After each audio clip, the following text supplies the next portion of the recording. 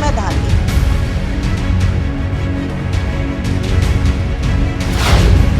आज के खास कार्यक्रम में देखिए फूलपरास प्रखंड के सिसवार पंचायत की रिपोर्ट। निवर्तमान मुखिया अर्चना देवी पंचायत चुनाव के मैदान में मुखिया प्रत्याशी के प्रतिनिधि राजेश झा के साथ खास बातचीत।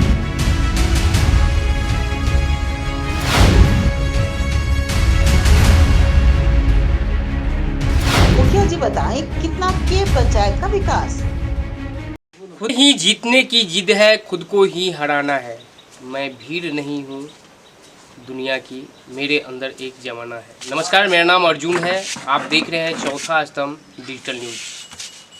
चौथा स्तंभ डिजिटल न्यूज के विशेष कार्यक्रम मुखिया जी चुनाव के मैदान में हमारे साथ आज बातचीत के लिए मौजूद हैं सिसवार पंचायत फूलपरास प्रखंड के सिसवार पंचायत के मुखिया अर्चना देवी के पति राजेश कुमार झा। राजेश जी से हम जानेंगे पंचायत चुनाव को लेकर। सबसे पहले सर, आपका हमारे खास कार्यक्रम मुखिया जी चुनाव के मैदान में बहुत बहुत स्वागत है। सर, हम आपसे सबसे पहले पूछेंगे आपका ये जो 5 साल का कार्यक्रम पूरा हुआ है, इस बार पुनः आपके प्रत्याशी चुनाव के मैदान में 5 साल में आप अपनी सबसे बड़ी उपलब्धि जो बीता हुआ 5 साल इसे मानते हैं? सबसे बड़ी उपलब्धि माननीय नीतीश कुमार जी की महत्वाकांक्षी योजना 7 निश्चय था, उसका 100% पालन हुआ है। मेरे यहाँ 12 के 12 वार्ड में नल जल का काम हुआ है, 12 के 12 वार्ड में गली नली का काम हुआ है। एकदम 100% नीतीश जी के महत्वाकांक्षी योजना को हम क्रियान्वित करने में सफल रहे हैं। सीएम 7 निश्चय योजना को धरातल पर मूर्त रूप देना यहाँ के मुखिया जी के लिए सबसे बड़ी उपलब्धि है। जिस योजना में लगातार कई जगहों पर मुखिया जी फंसते आ रहे हैं, वहाँ पर इन्होंने उस योजना को धरातल पर सही ढंग से क्रियान्वित कर लिए, ये इनकी सबसे बड़ी उपलब्धि है। सर, हम आगे बात करेंगे बारी बारी से योजनाओं पर, पंचायत की रिपोर्ट कार्ड के बारे में। आपने पहले बता दिया कि सीएम 7 निश्चय योजना यहाँ पर पूर्ण रूप से सही तरीके से क्रियान्वयन की गई है। 7 निश्चय योजना में मुख्यमंत्री नीतीश कुमार का सबसे महत्वाकांक्षी योजना है नल जल। नल जल योजना के बारे में सर बताएं। मेरे यहाँ 12 वार्ड हैं मेरे पंचायत में जी, और 12 के 12 वार्ड में नल जल पूर्ण रूप से काम कर रहा है, अभी भी चालू है और सुचारू ढंग से चालू। अब सर, हम बात करेंगे सीएम नल 7 निश्चय योजना की एक जो दूसरा महत्वपूर्ण योजना है गली नली। आपके वार्ड में कुल कितने इस योजना पर काम की गई? 12 के 12 वार्ड में 12 लाख से जो हम लोगों को लिमिटेशन मिला था कि कम से कम 12 लाख रुपया गली नली के लिए हम लोगों को मिला था प्रत्येक वार्ड के लिए। प्रत्येक वार्ड में 4 से 5 गली नली का निर्माण हुआ है। कुल कितनी योजनाएं हो गई? कुल 12 वार्ड मिला के हमने अभी तक 56 रोड का ढलाई की है। हम बात करेंगे यहाँ की प्रत्याशी हैं श्रीमती अर्चना देवी जी, एक महिला प्रत्याशी है। महिलाओं की अपेक्षाएं निश्चित रूप से अधिक होगी उनके प्रति।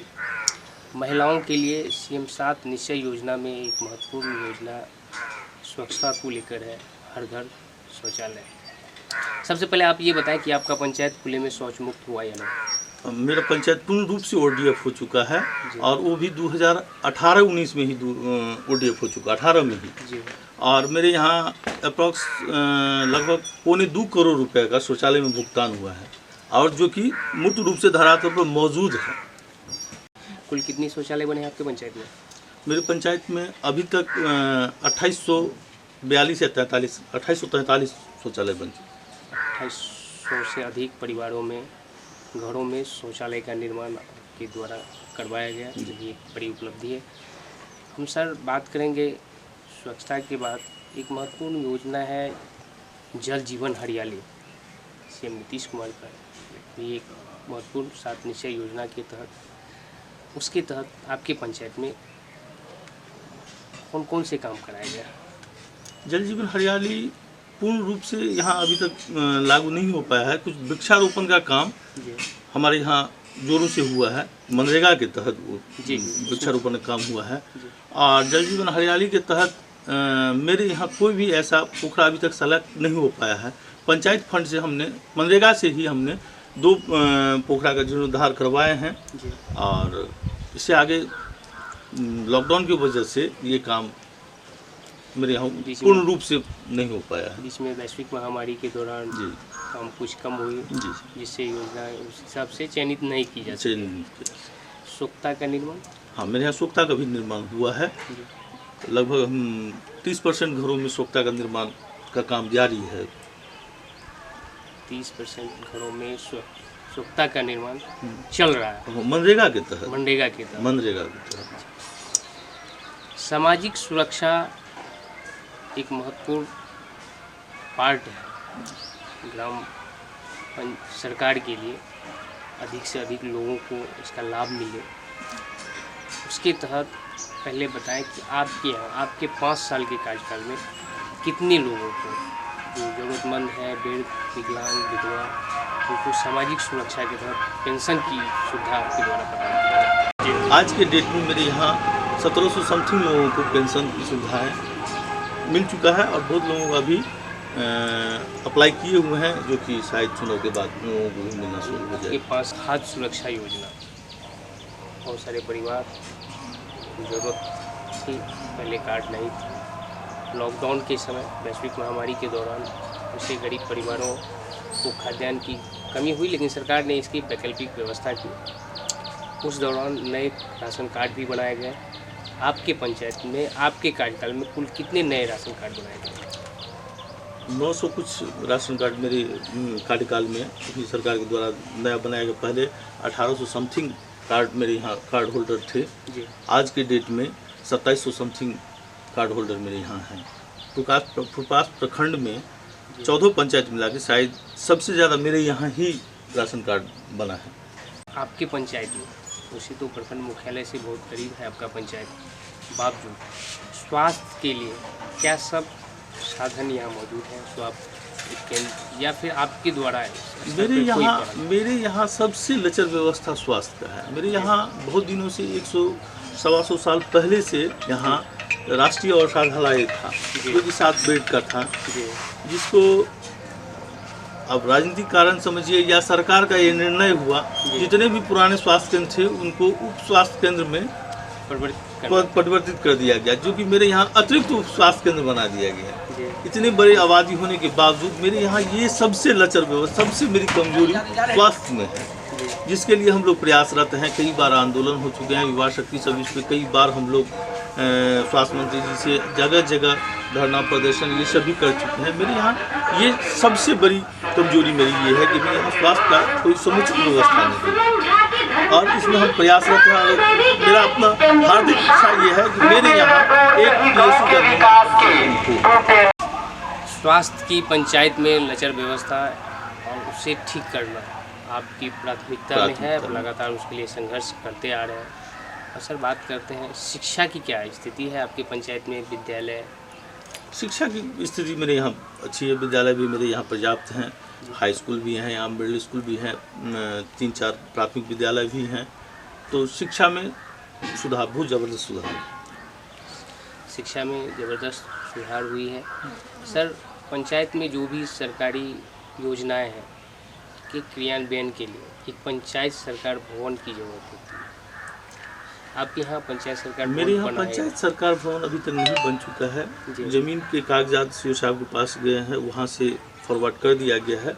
उम्मीद करते हैं कि अगले साल तक शायद मेरे यहाँ पंचायत सरकार भवन बन जाए, क्योंकि मेरे यहाँ ज़मीन की उपलब्धता उस ढंग से हो नहीं पा रहा था, या विगत वर्षों में उस ढंग से कोई प्रयास नहीं किया गया, जिसमें हम पिछड़ गए। मेरे आने के बाद हमने समुचित ज़मीन की व्यवस्था की है, जिसको सीओ साहब के मार्फत से नापी करा के NOC लेके मेरा फॉर्म आगे जा चुका है।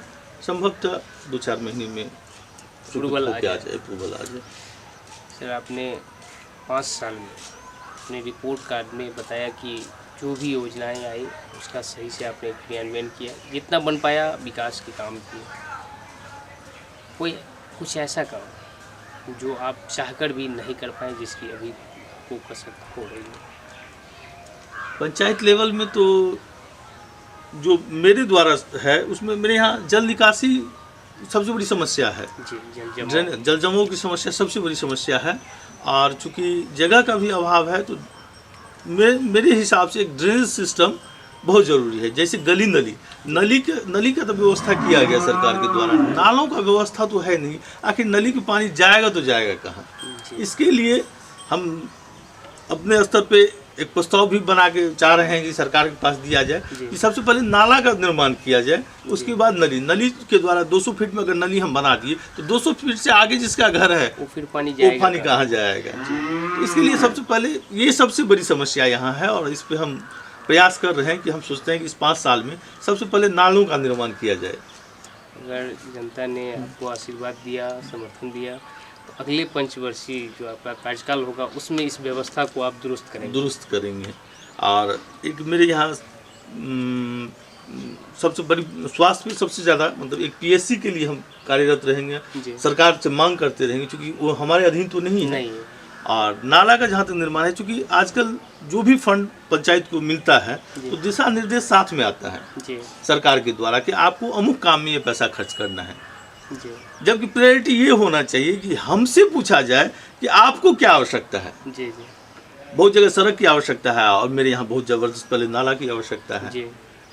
तो इसमें हम प्रयासरत हैं। जैसे जीपीडीपी में भी हम बार इस चीज़ का सरकार योजना में डाल दिया गया है कि मेरे यहाँ नालों की सख्त अवस्था है, जल जमाव की समस्या से मुक्त करने के लिए हम प्रयासरत रहेंगे और कोशिश करेंगे इस काल में सबसे प्रायोरिटी में स्वास्थ्य और सेकंड में जल जमाव वाली समस्या को दूर करें।